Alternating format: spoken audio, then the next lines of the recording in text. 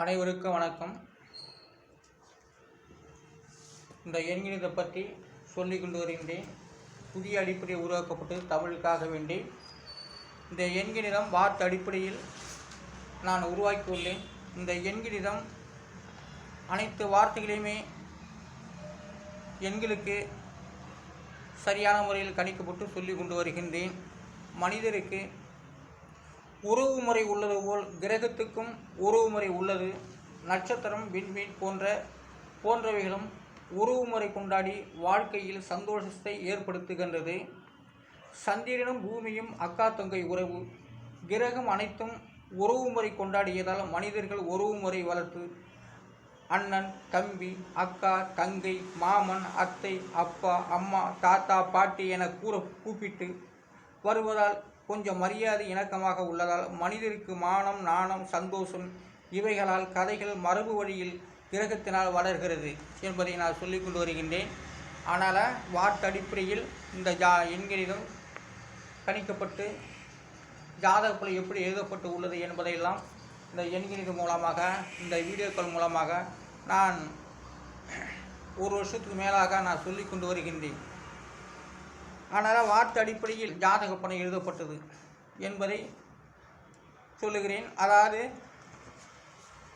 எச்சரிக்கை என்பது நேற்றைய தினம் கடைசியில் சொன்னேன். எச்சரிக்கை என்பது நமக்கு வரக்கூடிய தும்மல் எச்சரிக்கை செய்துவிடும். எதற்காக என்றால் மற்றவர்கள் பிறர்கள் இருப்பதால் அது தும்பினால், கையால் மூடாமல் தும்பினால் மற்றவர்கள் மீது பறக்கும், தண்ணியில் விழும் என்பதால் தான் தும்மல் வருவதற்கு நமக்கு எச்சரிக்கை செய்கிறது. அந்த எச்சரிக்கை தும்மல் வருவதற்கு முன்னால் மூக்கையும் வாயும் மூடிக்கொள்ளவும். அப்படி மூக்கையும் வாயும் மூட தவறினால் தும்மினால் நாலா பக்கம் சிதறும். அதில் தான் எச்சரிக்கை. எச்சரிக்கையுடைய விதி எண் 5. அடுத்ததாக புகஞ்சியோடைய விதி என்பது 3. புகஞ்சிக்கு 4 எழுத்துக்கள். அந்த 4 எழுத்துக்கும் உண்டான எண்கணிதம் 2, 5, 1, 4 இதெல்லாம் கூட்டாக்கா 12. அதோடைய விதி என்கிறது 3. புகஞ்சி என்றால் ஒருவர் செய்யும் தொழிலோ, ஒரு நிறுவனமோ, ஒரு பள்ளியோ, புதிய முறையில் உருவாக்கப்பட்ட பள்ளியோ, நல்ல ஒரு தொழில் வளமோ, மளிகை கடையோ, பெட்டி கடையோ, பெட்டி கடைகள் போன்றவைகளெல்லாம் புதிதாக உருவாக்கப்பட்டால் பிறர் நாவினால் அது சொல்லப்பட்டு வருவது புகஞ்சி. பலருக்கும் தெரிந்துவிட்டால் அது புகஞ்சி. அதாவது புகஞ்சிங்கிறது அப்படியே புகஞ்சிக்கிட்டே போகிறது. எப்படி புகஞ்சிக்கிட்டே புகையில் போகிறதோ அதுபோல் மக்கள் நாவினால் சொல்லக்கூடியது ஒவ்வொன்றும் அது புகஞ்சத்துக்கு அர்த்தமாகி வருது. ஆனால் புகஞ்சியுடைய விதி என்கிறது 3.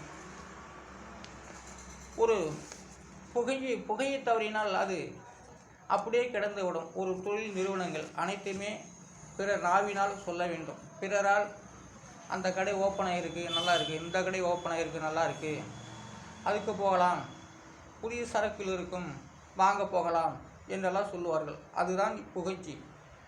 ஆனால் புகை என்பது புகஞ்சிக்கிட்டே இருப்பது. பிறர் பார்த்து அது சொல்லிக்கொண்டே இருப்பது. 10 பேர்த்துக்கு சொன்னால் 10 பேர்த்து 4 பேர் ஒரு கடைக்கு போனாலே அது வருவாய் தான். ஆனாலும் புகஞ்சி என்பது பிறர் பார்த்து சொல்வது தான். அதான்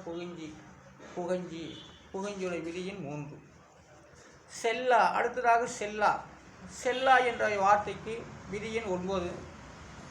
செல்லாவுக்கு 3 எழுத்துக்கள். அந்த 3 எழுத்துக்கும் உண்டான எண்கணிதம் 6, 1, 2 இதெல்லாம் கூட்டினாக்கா 9.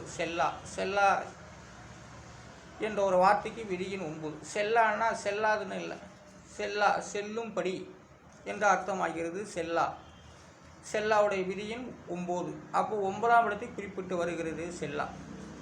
அடுத்ததாக புறநானூறுக்கு 5 எழுத்துக்கள். அந்த 5 எழுத்துக்கு உண்டான எண்கணிதம் 2, 8, 6, 9, 1 இதெல்லாம் கூட்டினாக்கா 26. அதனுடைய விதி என்கிறது 8. புறநானூறு நம்முடைய தமிழிலே சொல்லப்பட்டு வருகிறது. அகநானூறு, புறநானூறு இப்படியெல்லாம் சிலப்பதிகாரம் இப்படி புறநானூறு சொல்லப்பட்டு வருது. தமிழ்லே நமக்கு புறநானூறு சொல்லப்பட்டது நம்ம தமிழில் தான். வேறு மொழியில் இருக்கானா வேறு மொழி நான் படிக்க கிடையாது. நான் தமிழ் மட்டும் தான் படித்தேன். அது கம்மியான படிப்பு. புறநானூறுக்கு வந்து விதி எண் 8. புறநானூரில் வந்து ஏகப்பட்ட விளக்கங்கள் உள்ளது. அந்த புறநானூரில் நம்ம படித்தோம்னா ரொம்ப அழகாக இருக்கும். அதுக்கெல்லாம் ரொம்ப சிந்திக்கணும். அதுக்காக ஒரு அமைதி வேணும். இந்த புறநானூறு படிக்கிறதுல ஒரு அமைதி வேண்டும். அந்த அமைதி இருந்தால் தான் அதெல்லாம் படித்து அதை பற்றி நம்ம சொல்ல முடியும். அதனால் வந்து புறநானூறுடைய விதி எண் 8. நடுக்கடலுக்கு வந்து 6 எழுத்துக்கள். அந்த 6 எழுத்துக்கு உண்டான எண்கணிதம் 8, 7, 7, 1, 5, 1 இதெல்லாம் கூட்டினா 29. அதோடைய விதி என்கிறது 2. அப்போ வந்து நடுக்கடலுடைய விதி எண் 2. நடுக்கடலுக்கெல்லாம் மீனவர்கள் போனாக்கா ரொம்ப பயபத்திரமாக போயிட்டு வரணும். அது கப்பலாக இருந்தாலும் சரி, அது படகாக இருந்தாலும் சரி, அல்லது போட்டியில் தம்பட்டை அடித்து போனாலும் சரி, நடுக்கடலுக்கெல்லாம் போனால் சமயத்தை அழித்து விடும். அதுக்கு தான் கப்பல், தெப்பம், படகு இல்லைன்னு ஏகப்பட்டது இருக்குது. அதான் எனக்கு தெரிஞ்சது இவ்வளோ தான். ஆனால் நடுக்கடல் விதியின் 2. நடுக்கடல்னா சாதாரண இல்லை, திசை தெரியாத இடத்துல போட்டு நிற்கிறது. அதுதான் நடுக்கடல்லாம் போனாக்கா முடிஞ்சு போகும். அதனால் யார் நீச்சடிச்சு போனால் நடுக்கடலுக்கு போனால் அவன் உயிர் ஆளாதான். அதனால் வந்து ஆன்மீகம் கூட நடுக்கடலுக்கு வரை தான் போக முடியாது. நடுக்கடல் வரையெல்லாம் போக முடியாது. ஆன்மீகங்கிறது ஒரு கரை தான். அதுக்கு மேலே போனால் அவன் செத்தான். ஆனால் வந்து எதையுமே வந்து ஓரளவு தான். ஆன்மீகம்லாம் ஒரு ஓரளவாகத்தான் நம்ம கற்றுக்கொள்ள வேண்டும். அதுக்கு மேலே போனால் அது வந்து சாக்கடை அல்லது நடுக்கடலை போய் மாட்டிக்கிறது போல தான். ஆனால் நடுக்கடலுடைய விதியின் 2. சம்மனுக்கு வந்து 4 எழுத்துக்கள். அதுக்குரிய விதி என்கிறது 8. சம்மன்னா யாராவது போய் ஆஜராக தவறினால் அவர்களுக்கு சம்மன் அந்த இலாகுலேருந்து அனுப்பி வைப்பார்கள். அந்த சம்மனுக்கு வந்து 4 எழுத்துக்கள். அந்த 4 எழுத்துக்கு உண்டான எண்கணிதம் 3, 7, 1, 6 இதெல்லாம் கூப்பிட்டாக்கா 17. அதற்கு விதிங்கிறது 8. அப்போ வந்து சம்மனுக்கு வந்து விதி எண் 8. 8ஆம் மாதிரி விதி எண்ணு தான் கோர்ட்டில் ஆஜராகாத அவர்களுக்கெல்லாம் சம்மன் அனுப்புவது 8வது விதி எண்ணு தான். ஆனால் இந்த சம்மனை வந்து சமாளிக்கணும் அப்படின்னாக்கா வக்கீல் மூலமாக போகணும். அதனால் சம்மனுடைய விதி எண் 2. காவல் நிலையத்திலிருந்து அல்லது கோர்ட்டுகளிலிருந்து மற்ற துறையிலிருந்து சம்மன் அனுப்பி வைக்கப்படுவார்கள். அந்த சம்மன் போட்டு அவங்க வந்து ஆஜராக வேண்டும். அதில் ஆஜராகி அவர்கள் வந்து ஆஜராகிட்டு வரணும். அதுக்கு தான் சம்மன் அனுப்பப்படுகிறது. அடுத்ததாக நற்செய்தி, மக்களுக்கு ஒரு நற்செய்தி என்று சொல்லக்கூடியது விதியின் 8 தான். அந்த நற்செய்திக்கு வந்து விதியின் 8. நற்செய்திக்கு வந்து 5 எழுத்துக்கள். அந்த 5 எழுத்துக்கு உண்டான எண்கணிதம் 8, 5, 6, 8, 8 எல்லாம் கூட்டினாக்கா 35. அதோடைய விதிங்கிறது 8. நற்செய்தி, நாட்டு மக்களுக்கு ஒரு நற்செய்தி என்று சொல்லப்படுகிறது. அந்த நற்செய்தி தான் விதியின் 8. நற்செய்தி சொல்லக்கூடியது 8. அந்த சம்மனும் விதியின் 8, நற்செய்தியும் விதியின் 8. அந்த சம்மன் அனுப்பி அங்கே போனாக்கா நல்ல செய்தியும் உண்டு, கெட்ட செய்தியும் உண்டு. அந்த சம்மனை ஆஜராக தவிர உள்ளே பிடிச்சி போடுவாங்க. அதுபோல் தான் நற்செய்தியும் விதியின் 8. அது நல்ல செய்தியாகவும் இருக்கலாம். அதுதான் நற்செய்தி என்று சொல்லக்கூடியது விதியின் 8. பிடிச்சி போகிறதும் விதியின் 8ஆக இருக்கும்.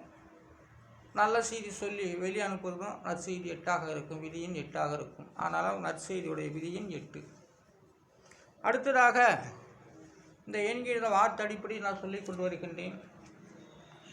ஜாதகம் பார்ப்பவர்கள் என்னுடைய செல் நம்பருக்கு தொடர்பு கொள்ளலாம். ஜாதகம் பார்ப்பவர் ஜாதகம் எழுதி தரப்படும், ஜாதகம் பார்த்து சொல்லப்படும். எல்லாமே அனைத்தும் திருமண பொருத்தம் அனைத்துமே நல்ல முறையில் நான் பார்த்து சொல்லுவேன். ஆனால் நான் யூடியூப் சேனல் மூலமாக இதை சொல்லுகிறேன். நான் ஜோதிடர் இல்லைன்னு, நான் பெரிய ஜோதிடர். நான் இருந்த இடம் வேறு, இப்போது இருக்கக்கூடியது என்னுடைய மாவட்டத்தில் பார்த்துக்கிட்டு இருக்கேன். ஸோ பொழுதுபோக்கு போல் நான் வந்துக்கிட்டு இருக்கேன். அதனால் இங்கே பார்க்குறவங்களுக்கு நான் புதுமையான ஆள். இருந்தாலும் நான் பார்த்த ஏரியிலேருந்து எனக்கு சிறு வருவாய் தான் கிடைக்கும், பெரிய வருவாய் இல்லை. ஆனாலும் வந்து சும்மா கொஞ்சம் என்னுடைய எண்கணிதத்தை வந்து வெளியிடுவதற்கு வந்து ஒரு தகுதி இல்லாத காரணத்தினால இதை யூடியூப் மூலமாக வீடியோ கால் மூலமாக சொல்லி கொண்டு வருகின்றேன். இதை எல்லோரும் நீங்கள் சப்ஸ்கிரைப் கொடுங்க, லைக் கொடுங்க, ஷேர் பண்ணுங்கள். மிக விஐபிலாம் பிரபலம்லாம் நமக்கு வந்து ஒத்துழைச்சி சர்ப்ரைஸ் பண்ண மாட்டாங்க. ஏன்னா அவங்களுக்கு நம்ம தான் கொடுக்கணும், அவங்களுக்கு நம்ம தான் லைக் கொடுங்க, அவங்களுக்கு நம்ம தான் ஷேர் பண்ணணும். அதனால் வந்து இது வந்து நம்மளை போல் ஏழை எளியவர்கள் இதை பார்த்து ஒரு சர்ப்ரைஸ் பண்ணலாங்க, லைக் கொடுக்கலாம், கமெண்ட் பண்ணலாம். ஆனால் பிரபலங்கள்லாம் நம்மளை வந்து பார்த்து அட்வைஸ் பண்ண மாட்டாங்க, பெருசாக எடுத்துக்க மாட்டாங்க. நான் இதெல்லாம் அனுபவிச்சேன். எனக்கு யாரா நீ நீ என்னோடய குரூப்புக்கு போட்டிங்க அப்படின்னு என்னை மிரட்டுறாங்க. அதில் தான் விட்டுட்டேன். அதெல்லாம் 3 வருஷம் 4 வருஷம் முன்கூட்டி. ஆனாலும் வந்து வார்த்தை அடிப்படையில் நான் சொல்லிக் கொடுக்குறேன். நம்மளை போல் ஏழை எளிய மக்கள் இதை பார்ப்பவர்கள் சர்ப்ரைஸ் கொடுங்க, லைக் கொடுங்க, கமெண்ட் கொடுங்க, ஷேர் பண்ணுங்கள். பிரபலமாக இதை பேசுவாங்க.